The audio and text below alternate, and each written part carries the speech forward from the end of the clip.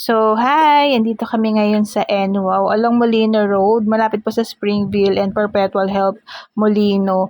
So, binalik lang namin siya dito kasi meron, parang bumalik yung squeaking sound niya, yung parang may maalingit-ngit. Di ba before binalik na namin siya?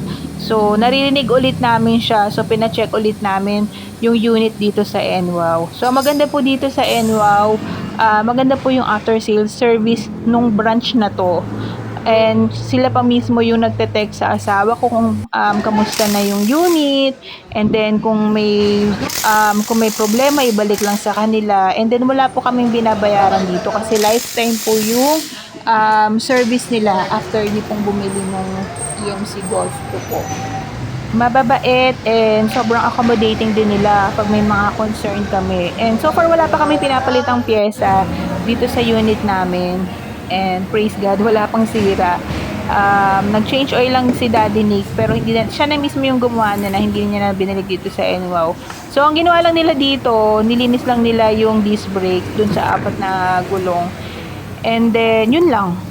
Tapos, medyo inalign lang ulit yung sa manibela. Pero, ayun lang, wala namang kailangan palitang pyesa or what.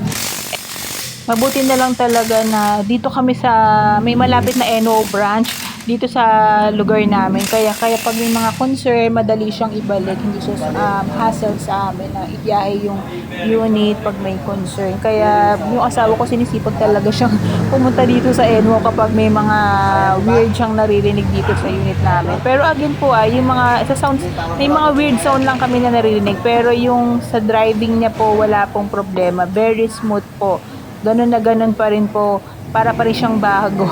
Even yung sa battery niya po, yung sa charging time, kung gaano siya katagal malobat, ganun na ganun pa rin po since nung binili namin siya.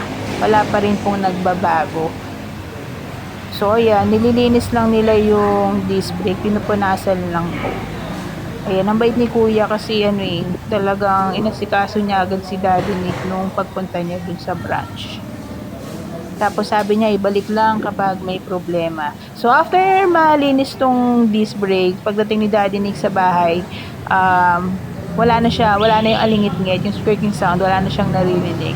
And then ayun, so far wala na kami na experience pa na problema dun sa unit. So ayun, kaya maraming nagtatanong sa akin dito sa chat kung kamusta yung unit, ganyan-ganyan. Ako po, masasabi ko po talaga sa inyo na goods po ito.